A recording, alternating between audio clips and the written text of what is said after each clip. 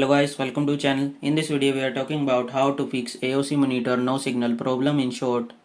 To fix an AOC monitor that is showing no signal, here are some steps you can fix this issue. To fix the AOC monitor showing no signal, here are some steps you can follow.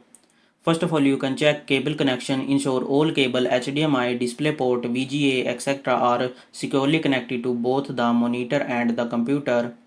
After that, you have to select the correct input source. Use the monitor's menu to select the correct input source.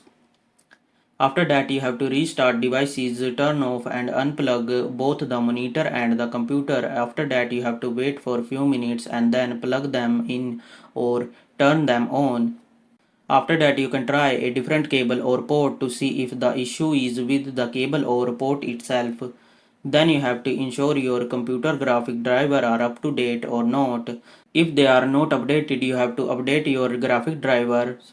After that, you have to connect the monitor to another device like a laptop to see if it's work, which can help determine if the issue is with the monitor on the computer.